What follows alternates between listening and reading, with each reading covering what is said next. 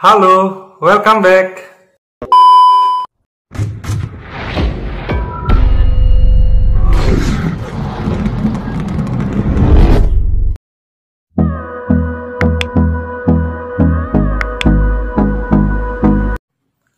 Jadi ada sebagian kecil dari tim medis yang kami nggak bekerja di rumah sakit guys, kami bekerja di lingkungan perusahaan. Nah, job desk yang kami kerjakan itu agak sedikit berbeda dengan yang kita kerjakan di rumah sakit. Pengen tahu guys kira-kira apa aja kegiatan tersebut di bidang promotif preventifnya? Langsung kita simak video berikut ya.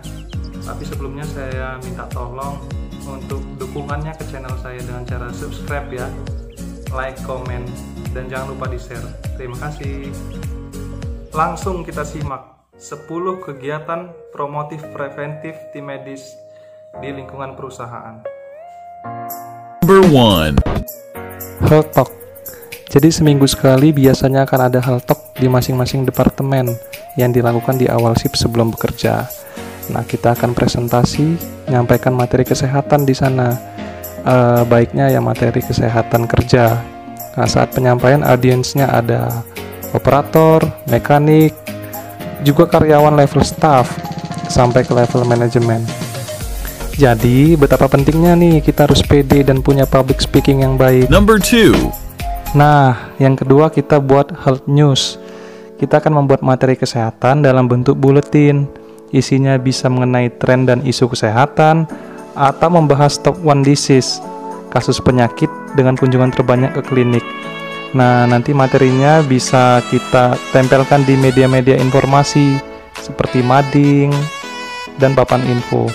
Juga bisa kita emailkan ke departemen-departemen seperti itu. Number 3. Health campaign. Nah, ini isinya kampanye kesehatan. Lebih komplit lagi guys. Bisa dibilang gabungan health talk dan health news, dan langsung diaplikasikan dalam tindakan. Contohnya dulu pernah ada program dari puskesmas membagikan obat filariasis secara gratis.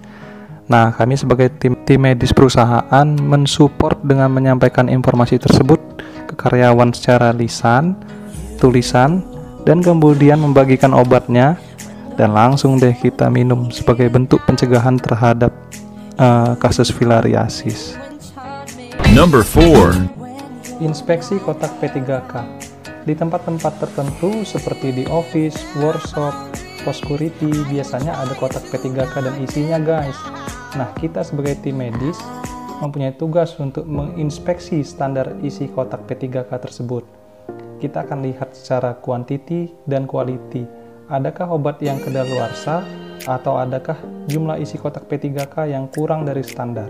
List isi dan jumlah standar isi kotak P3K bisa kita lihat di Permenaker Trans nomor 15 tahun 2008. Number 5. Di tambang ada mes dan kantin untuk karyawan. Nah, biasanya sebulan sekali kita bersama departemen dari General Service, Safety, HR akan melakukan inspeksi di kantin dan mes. Inspeksi di kantin akan dilakukan untuk mengecek bahan makanan yang datang, penyimpanan bahan makanan, sampai pengolahan dan penyajian makanan tersebut ke karyawan. Apakah telah memenuhi standar kesehatan atau belum. Di mes pun demikian.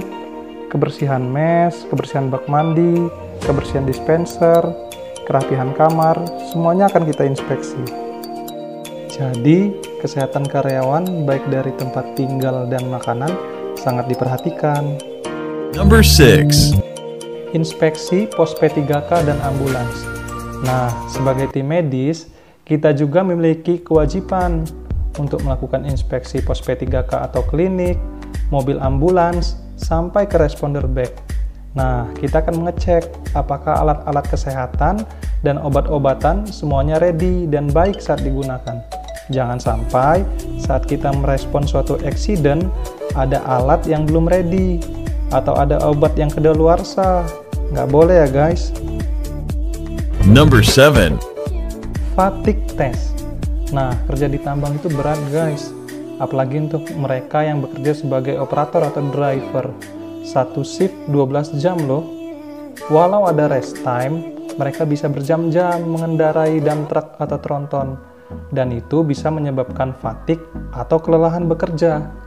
Maka penting untuk kita tim medis melakukan tes fatigue untuk mengurangi tingkat kepatikan tersebut. Metode tesnya bermacam-macam guys. Yang pernah saya lakukan adalah pemeriksaan tekanan darah, nadi, dan lain sebagainya. Setelah selesai tes, kita berikan mereka snack ringan dan ngobrol-ngobrol santai sebentar lah untuk membuang rasa kantuk dan lelah. Ada juga yang disebut sobriety test, Romberg test.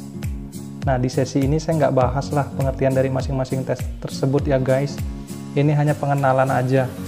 Intinya, tes fatigue kita lakukan untuk mengurangi rasa fatigue pada karyawan dan menjaga konsentrasi karyawan tersebut dalam bekerja. Apalagi saat mengendarai dump truck atau tronton, wajib konsentrasi. Number 8. First aid training.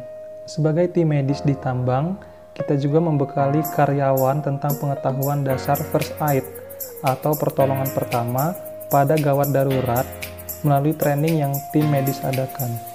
Di training tersebut kita akan bahas banyak hal seperti CPR, pertolongan pada korban fraktur, dan lain sebagainya. Number 9. Emergency drill. Sebagai latihan dan kesiapsiagaan untuk merespons suatu eksiden atau keadaan darurat, tim medis bersama emergency response team biasa mengadakan emergency drill atau simulasi keadaan darurat. Dengan kegiatan ini diharapkan tim medis dan IR team memiliki kesiapan yang semakin baik dalam menghadapi suatu keadaan darurat yang bisa terjadi kapanpun waktunya. Yang terakhir adalah fit to work atau screening awal sebelum memulai bekerja. Nanti di awal shift kita akan mengecek kesehatan karyawan, apalagi di masa pandemi sekarang kan guys, COVID-19 ini. Di tambang itu sangat ketat, jangan sampai ada karyawan yang terkena COVID, maka akan dicek. Selain dicek kesehatannya, juga dicek apakah karyawan ini jam tidurnya cukup atau tidak guys untuk mulai bekerja. Karena jam tidur untuk karyawan di tambang itu idealnya adalah 6-8 jam per hari. Demikian guys video dari saya. Kira-kira kita bikin video apa lagi ya? Tolong di komen ya. Saya juga mengucapkan terima kasih buat beberapa pihak yang mendukung isi dari video ini. Berikut.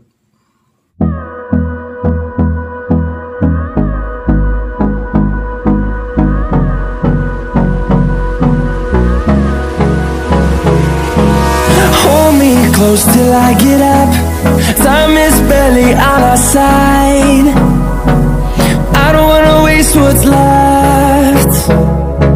The storms we chase are leading us